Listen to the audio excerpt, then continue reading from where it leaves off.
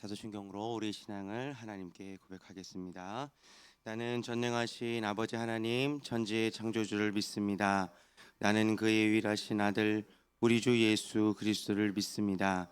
그는 성령으로 잉태되어 동정녀 마리아에게 나시고 본디오 빌라도에게 고난을 받아 십자가에 못 박혀 죽으시고 장사된 지 사흘 만에 죽은 자 가운데서 다시 살아나셨으며 하늘에 오르시어 전능하신 아버지 하나님 우편에 앉아 계시다가 거기로부터 살아있는 자와 죽은 자를 심판하러 오십니다.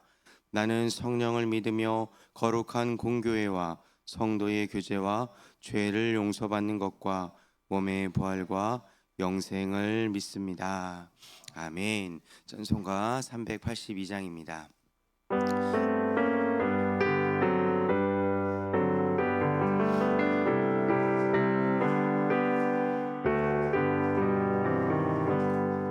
너의 심 걱정 말아라 주 너를 지키리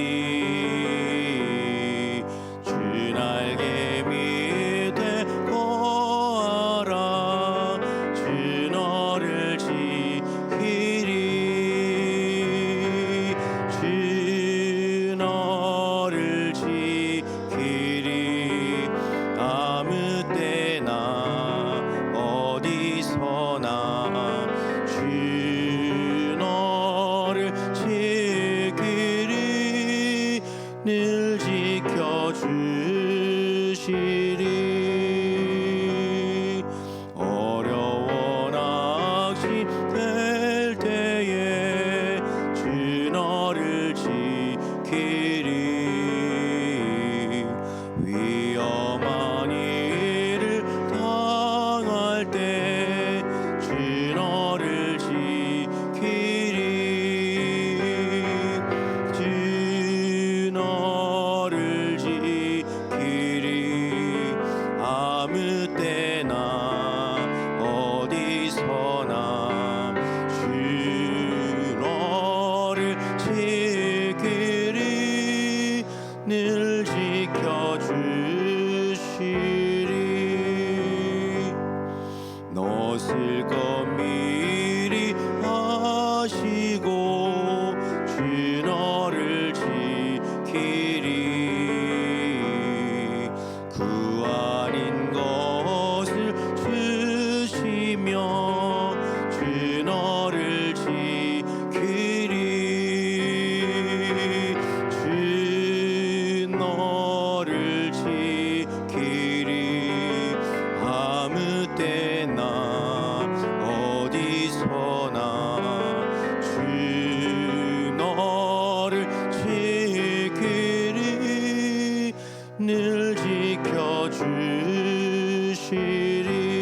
지켜주시리 어려운 시험 당해도 주 너를 지키리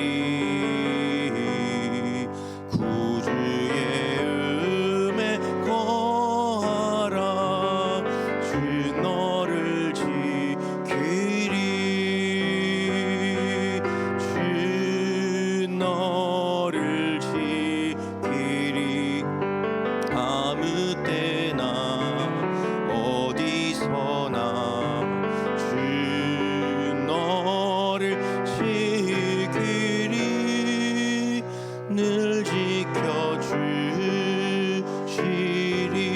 지켜주시리 아멘. 아멘. 오늘 우리에게 주시는 하나님의 말씀은 민수기 22장 1절에서 14절까지 말씀입니다. 오늘 12일입니다. 오늘 우리에게 주시는 하나님의 말씀은 민수기 22장 1절에서 14절까지 말씀입니다. 저 여러분이 한 절씩 교독하고 마지막 14절은 함께 읽도록 하겠습니다. 민수기 22장 1절에서 14절까지 말씀입니다. 이스라엘 자손이 또 길을 떠나 모압 평지에 진을 쳤으니 요단 건너편 곧 여리고 맞은편이더라. 십볼의 아들 발락이 이스라엘이 아모리인에게 행한 모든 일을 보았으므로 모압이 심히 두려워하였으니 이스라엘 백성이 많음으로 말미암아 모압이 이스라엘 자손 때문에 번민하더라. 미디안 장로들에게 이르되 이제 이 무리가 소가 밭의 풀을 뜯어먹음 같이 우리 사방에 있는 것을 다 뜯어먹으리로다 하니 그때에 십볼의 아들 발락이 모압 왕이었더라. 그가 사신을 부올의 아들 발람의 고향인 강가 부돌에 보내며 발람을 부르게 하여 이르되 보라 한 민족이 애굽에서 나왔는데 그들이 지면에 덮여서 우리 맞은편에 거주하였고 우리보다 강하니 청하건대 와서 나를 위하여 이 백성을 저주하라. 내가 혹 그들을 쳐서 이겨 이 땅에서 몰아내리라. 그대가 복을 비는 자는 복을 받고 저주하는 자는 저주를 받을 줄을 내가 알미니라. 모압 장로들과 미디안 장로들이 손에 복채를 가지고 떠나 발람에게 이르러 발락의 말을 그에게 전하매 발람이 그들에게 이르되 이 밤에 여기서 유숙하라. 여호와께서 내게 이르시는 대로 너희에게 대답하리라. 모압 귀족들의 발람에게서 유숙하니라. 하나님이 발람에게 임하여 말씀하시되 너와 함께 있는 이 사람들이 누구냐 발람이 하나님께 아뢰되 모압 왕 십볼의 아들 발락이 내게 보낸 자들이니이다 이르기를 보라 애굽에서 나온 민족이 지면에 덮였으니 이제 와서 나를 위하여 그들을 저주하라 내가 혹 그들을 쳐서 몰아낼 수 있으리라 하나이다. 하나님이 발람에게 이르시되 너는 그들과 함께 가지도 말고 그 백성을 저주하지도 말라. 그들은 복을 받은 자들이니라. 발람이 아침에 일어나서 발락의 귀족들에게 이르되 너희는 너희의 땅으로 돌아가라 여호와께서 내가 너희와 함께 가기를 허락하지 아니하시느니라. 함께 읽겠습니다. 모압 귀족들이 일어나 발락에게로 가서 전하되 발람이 우리와 함께 오기를 거절하더이다. 아멘. 이것은 하나님의 말씀입니다. 기도하겠습니다. 좋으신 하나님 은혜를 감사합니다. 오늘도 우리에게 이 월요일 첫날을 허락하여 주시고 또 우리가 이 하루를 시작할 수 있는 힘과 능력을 허락하여 주셔서 너무나도 감사합니다. 무엇보다 하나님을 사랑하고 또 주의 말씀을 사랑하며 이 새벽을 깨우는 우리 사랑하는 형제와 자매들을 기억하여 주셔서 이들이 기도하고 마음에 소원하고 이들이 걷게 되는 모든 믿음의 여정길 가운데 하나님의 귀하신 그 오른팔이 함께 하심을 경험케 하는 인생 될 수 있게 은혜 베풀어 주시옵소서. 오늘도 주님께 감사의 예물과 또 1,000번째 예물을 올려드립니다. 마음의 소원을 담고 주의 말씀에 순종하여 드리는 이 예물을 기뻐 받아주셔서 하나님 나라와 하나님 영광을 위하여 사용하여 주시옵소서. 오늘도 주의 말씀을 듣습니다. 이 말씀 단순히 귀로만 듣는 것이 아니라 우리 마음밭에 잘 심을 수 있게 허락하여 주셔서 30배, 60배, 100배의 풍성한 열매로 하나님 나라를 위하여 돌려드릴 수 있는 축복의 통로로 사용하여 주시옵소서. 감사드리며 살아계신 예수님의 이름으로 간절히 기도드립니다. 아멘. 오늘도 이 새벽에 오신 여러분들에게 하나님의 은혜와 평강이 함께해 주시기를 간절히 축원드립니다. 이제 통과할 수 없었던 이 에돔 그리고 모압 이 땅을 통과한 이스라엘 백성들의 이야기 우리가 토요일과 또 주일 말씀을 통하여 우리가 알게 되었습니다. 이들이 이제 가나안 땅을 점령하기 위해서 이제 요단 이 동편에 섰습니다. 모압 평지라고 불리는 요단 동편에 섰고 이제 여리고 성이라고 불리는 이제 그 지역을 이제 마주하고 있는 상황입니다. 드디어 하나님의 때가 이른 것 같습니다. 하나님의 때가 이뤘고 하나님께서 말씀하신 이 40년이라는 기간이 찼고 그리고 이들이 40년 동안 최선을 다해서 훈련을 받았습니다.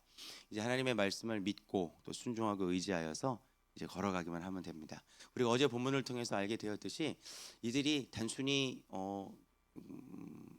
걸어가고 행진하고 믿음의 여정길을 보낸 것으로만 이들의 삶을 평가하지 않았고 어제 어떤 일이 있었죠? 이 아모리 왕 시온과 이 옥과의 이 전투를 통해서 이들 또한 군대가 되었다라는 것을 검증해보는 그런 시간도 갖게 되었습니다. 드디어 이제 요단 동편에 섰지만 이들을 막고 있는 세력들, 소위 말해서 이들을 좀 저주하는 세력들, 이들이 잘 되지 않았으면 좋겠다라고 마음속으로 이 비는 세력들이 등장을 합니다. 오늘 이 세력들에 대해서 함께 나누고 우리가 어떻게 삶을 살아야 되고 우리에게는 이런 마음이 없었는지 한번 생각해보고 고민해보고 또 적용하는 시간을 함께 갖도록 하겠습니다. 모압 왕 발락과 그리고 주술사 발람이 등장을 합니다. 제가 처음에 이 성경을 읽으면서 이 발락과 발람이 너무나도 헷갈렸던 것 같아요. 이름이 비슷하잖아요. 이 모압 왕 이 발락의 이름을 여러분들 혹시 한번 성경을 연구해보고 혹은 책을 좀 찾아보면은 이 모압 왕 이 발락의 이름이 파괴자라는 뜻을 가지고 있습니다. 근데 성경을 보니까 이 파괴자라는 이름을 가진 이 모압 왕 이 발락이 두려움을 갖고 있었다라고 오늘 본문은 설명을 하고 있습니다. 오늘 2절 말씀 같이 한번 읽어보겠습니다. 시작. 십볼의 아들 발락이 이스라엘이 아모리인에 행한 모든 일을 보았으므로 3절에 이르러서 이렇게 말합니다. 모압이 심히 두려워하였으니, 이 모압이라는 것은 모압을 다스리고 있는 발락과 그리고 발락이 다스리는 이 모든 백성들이 두려워하였다는 겁니다. 두려워한 것은 다른 것이 아니죠. 이스라엘 백성들이 행했던 모든 일들을 들었고 눈으로 봤기 때문입니다. 근데 여러분 재미있지 않습니까? 이스라엘 백성들이 40년 전만 해도 이들은 어떻게 자기 스스로를 평가를 했죠? 이 작은 메뚜기라고 이렇게 평가하지 않았습니까? 그런데 40년이 지나고 나니까 세상 사람들이, 주변에 있는 많은 사람들이 이 작은 메뚜기라고 평가하는 것이 아니라 뭐라고 평가합니까? 바로 4절에 기록되어 있는데요. 이렇게 평가하고 있습니다. 미디안 장로들에게 이르되 이제 이 무리가 소가 밭의 풀을 뜯어먹은 것 같다. 이 소떼가 되었다라고 이렇게 평가를 하고 있습니다. 이 말씀을 묵상하면서 과연 이 백성들 이 40년 동안 어떤 일이 있었을까라는 것을 여러분들이 한번 묵상해 보셨으면 좋겠습니다. 우리가 신앙생활을 하면서 우리 하루가 지나고 이틀이 지나고 1년이 지나고 5년이 지나고 3년이 지나도 내가 왜 신앙생활에 이렇게 진보가 없고 내 믿음의 성장이 없을까라고 고민하는 분 혹시 여기 앉아 계실 수 있어요. 그런데 우리도 모르는 사이에, 그리고 우리도 알지 못하는 그 사이에 우리 주변에 있는 많은 사람들이 느끼고 있을 수 있다는 겁니다. 어떻게 느끼고 있냐? 우리 집사님, 우리 권사님, 우리 장로님 역시 다르다. 작년과 다르고 10년 전과 다르고 20년간 다르다.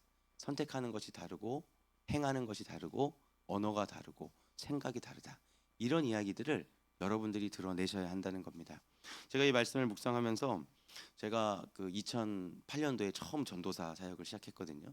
2008년도, 9년도, 10년도 그때 썼던 이 원고 내용 그리고 묵상지의 메모들을 봤는데 그때 내용이 참 형편이 없더라고요.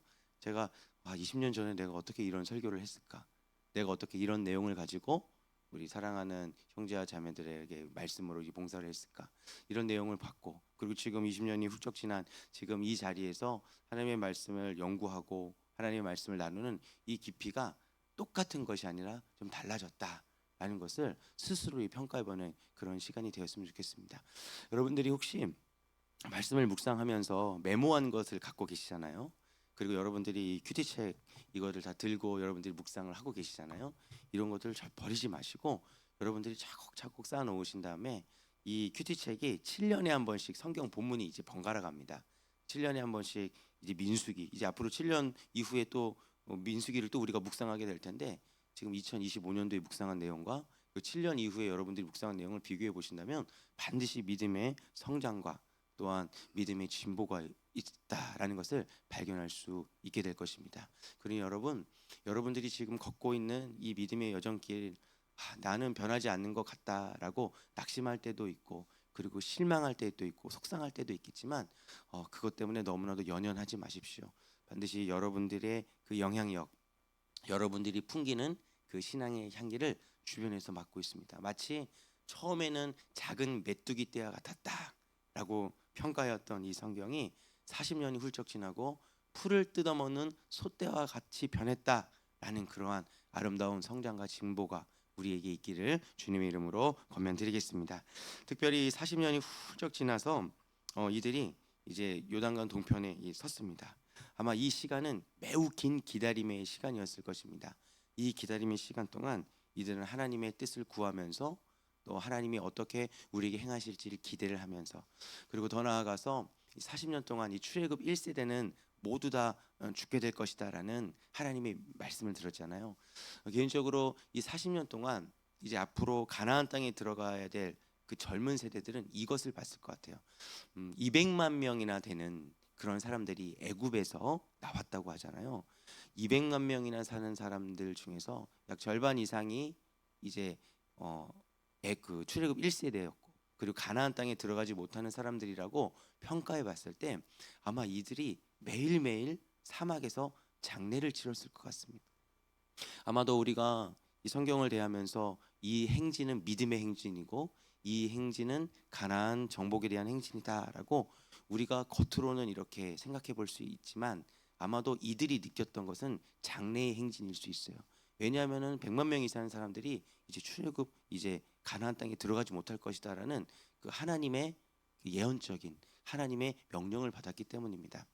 매일매일 자신의 아버지를 땅에 묻으면서 매일매일 자신의 할아버지를 땅에 묻으면서 이들이 생각했었던 것은 무엇일까요?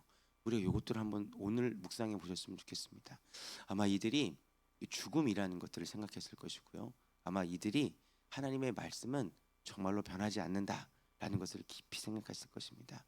우리가 인생을 돌아보면서 또한 우리 주변에 일어나는 수많은 사건들을 대하면서 오늘 하루 하나님께서 정말로 하나님의 뜻과 하나님의 계획대로 우리 인생을 이끌어 오셨고 앞으로도 우리 인생을 이끌어 가실 것이기 때문에 우리가 믿는 것은 다른 것이 아니다. 우리가 믿는 것은 우리의 건강도 아니고 또한 우리가 가지고 있는 소유가 아니라 오직 하나님의 말씀이다라는 사실을 한번 생각해보고 적용하는 그런 시간이 되어 주시기를 주님의 이름으로 부탁드리겠습니다. 이제 이런 소식을 들었습니다. 이제 소가 풀을 뜯어 먹을 정도로 이스라엘 백성들이 강력했고 이들이 우리를 점령할 것이다라는 이런 불안한 소식을 이 발락이 들었습니다. 그러고 나서 가장 먼저 한 것이 무엇이냐면은 5절 말씀에 이렇게 기록되어 있습니다. 그가 사신을 부올의 아들 발람의 고향인 강가 부돌에 보내어 발람을 부르게 하여 이르되, 여러분 여기서 부돌이라는 그 지역을 한번 찾아보니까 이 부돌이라는 지역의 이름은 주술사가 거주하는 지역이다라는 그런 명칭이 있습니다. 그리고 지금 600km 정도 떨어진 곳에 지금 사신을 보내서 이스라엘 백성들을 저주해 달라고 부탁하는 이러한 모습을 우리는 성경을 통해서 찾아볼 수 있습니다. 600km 떨어진 그 길이는 지금 부여에서 부산까지가 한 280km 되거든요. 이 왕복 전환하는 그러한 거리가 됩니다. 지금은 차가 있어서 하루면 왔다 갔다 하는데 이때는 가는 데만 20일 걸렸다고 해요. 그럼 왕복 40일이나 되는 거리, 엄청난 거리를 만약 제가 이 왕이었다면은 군대를 더 정비하고 또 군대를 철저하게 만드는데 이 왕이 한 일은 무엇이냐면은 40일이나 되는 여정길을 주술사에게 의지했던 이런 연약한 모습을 성경은 기록하고 있었다는 겁니다. 이 왕이 준비한 것은 무엇이었습니까? 바로 7절 말씀 같이 한번 읽어보겠습니다. 7절입니다. 시작. 모압 장로들과 미디안 장로들이 손에 복채를 가지고 떠나 발람에게 이르러 발락의 말을 그에게 전하매. 이 왕이 준비한 것은 다른 것이 아니었습니다. 복채를 준비하고 갔다는 겁니다. 여러분 복채가 뭔지 잘 알고 계시죠? 복채가 뭐냐면은 그 주술을 받은 그 대가에 대한 비용입니다. 아마 제가 생각해 봤을 때는 단순히 뭐 몇백만 원, 몇천만 원 이상이었을 것 같아요. 왜냐하면은 이 국가의 운명이 걸린 아주 큰 일을 부탁하러 가는 그러한 비용이었기 때문입니다. 엄청나게 큰 돈을 가지고 지금 발람을 만나러 발락의 사절단들이 지금 이동하고 있는 모습을 성경은 자세하게 기록하고 있습니다. 그런데 우리가 얼핏 보면 8절에서 우리가 오늘 14절까지의 말씀을 묵상하는데 이 얼핏 보면은 이 주술사 이 발람이 하나님을 잘 믿는 사람이었을까? 하나님의 말씀을 한번 들어보겠습니다라고 하나님께 여쭈는 사람이었을까라고 이렇게 오해를 할 수 있어요. 그러면서 이 14절까지만 보면은 그래 이 주술사도 하나님의 음성을 듣기를 위해서 노력하는 사람이었구나 라고 우리가 묵상을 할 수 있습니다. 근데 14절까지만 보면은 그 묵상도 틀린 묵상이 아닐 것 같아요. 그런데 우리가 매번 이 부여중앙교회에 와서 우리 담임 목사님을 통해서 듣는 그 이야기가 뭐냐면은 성경은 문맥을 통해서 봐야 된다는 것을 우리가 배우지 않았습니까? 우리가 발락과 발람 사건의 전체적인 문맥을 한번 보셨으면 좋겠어요. 14절을 넘어서 내일 말씀까지 우리가 오늘 집에 들어가서 한번 묵상해 보면은 이 발람이라는 주술사가 그렇게 하나님의 말씀과 명령을 따르는 좋은 사람은 아니었다라는 것을 우리 성경을 통해서 발견할 수 있을 것입니다. 그 이유는 무엇입니까? 바로 8절 오늘 말씀 8절 말씀에 기록되어 있는 이 문장이 두 번이나 반복되어 있기 때문입니다. 우리 8절 말씀 같이 한번 읽어보겠습니다. 시작. 발람이 그들에게 이르되 이 밤에 여기서 유숙하라. 여호와께서 내게 이르시는 대로 너희에게 대답하리라. 모압 귀족들이 발람에게 유숙하니라. 여러분, 여기서 동일한 문장이 이제 내일 본문에 가면 등장합니다. 19절 말씀에 등장하는데 이 밤에 여기서 유숙하라 라는 이 단어가 등장합니다. 제가 이 말씀을 듣고 내가 발람의 모습은 아니었는가라고 오늘 이 말씀을 대하면서 너무나도 깊이 묵상을 했어요. 이 복채를 받아들였습니다. 복채를 받겠죠. 그때는 뭐 계좌이체도 없었고 무슨 카드 뭐 이런 것도 없었기 때문에 아마 이 발락의 사절단이 갖고 온 어마어마한 물질들을 봤을 것입니다. 근데 이 사람은 주술사입니다. 하나님을 믿는 사람들이 아니라 잡신들을 섬겼고 아마도 이스라엘이 믿는 신 중에 하나가 하나님이라는 것을 알고 있는 사람이었을 거예요.